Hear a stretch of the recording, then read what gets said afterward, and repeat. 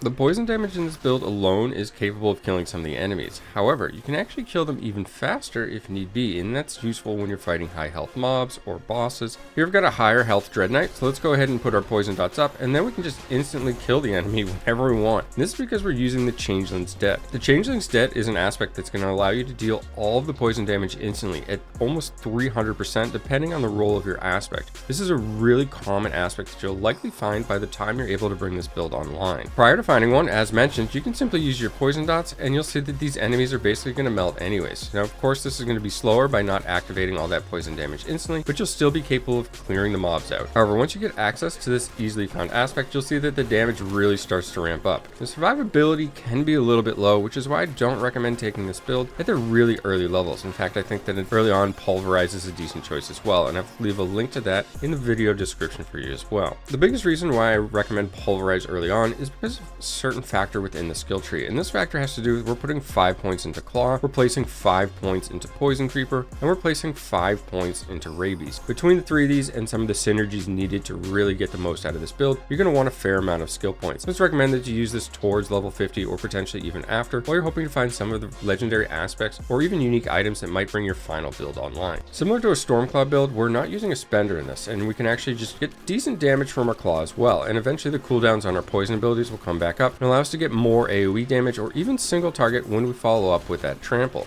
With tons of AoE clear potential, this is a great build regardless of where you choose to farm, and as mentioned, the burst damage really helps you take down bosses. Makes it great if you want to start running Nightmare Dungeons as you get closer, fully capable of World Tier 3, and it will enter World Tier 4 early as well. Here we have a high health objective monster, so let's go ahead and dot this up, go ahead and use a little bit of our self heal, and you'll see we were able to burst that down to 50% right away. At this point, we need to use some of that sustain, and that's done through the claw, and we can stack a little bit of attack speed, which is a relatively easy found stat on your gear and equipment as you level as well. There's a lot of unique items for Druids this season, and I think it's going to be a fantastic class to play. However, that means you need to reach the endgame or at least start getting access to that. This build is going to allow you to get up to that point, and once you start finding items that may be build defining, you may certainly change off of this and find something more powerful. As mentioned in the beginning, this is also fantastic for just running through if you want to run straight to the objectives. The amount of AoE poison damage it can do on its own is capable of clearing a lot of the enemies out. Now, when you find elites, you'll either need to burst them down or skip them. Even some of these damage reduction mobs may be more beneficial to nuke them down instantly as well.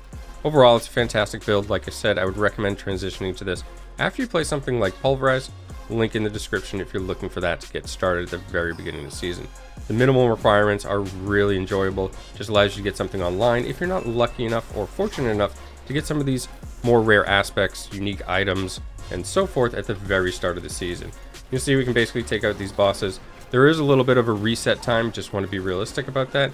So if you use your burst cooldown, meaning you use your poison creeper, your rabies, and your trample all at once, if the enemies don't go down or there's a number of enemies and some get missed, you of course have to wait for that to line up again, just like any other kind of burst window build.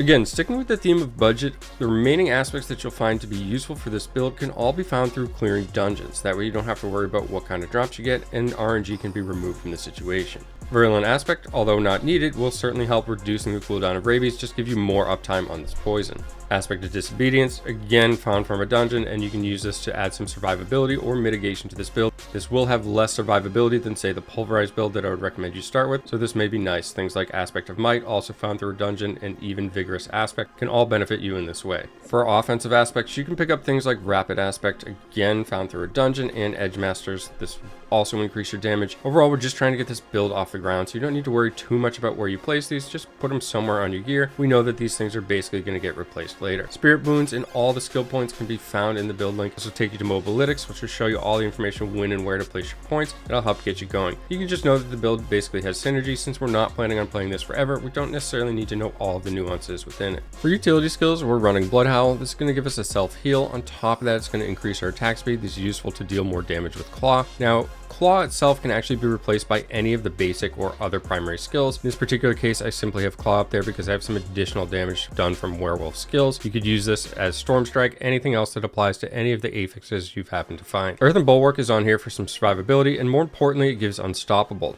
Trample also provides Unstoppable, however, we're using this to proc all that burst damage, so it's nice to have a backup in case we get crowd controlled. Aside from that, overall this build is fairly fun to play as well. As always, thanks for taking the time to watch, and have a great day.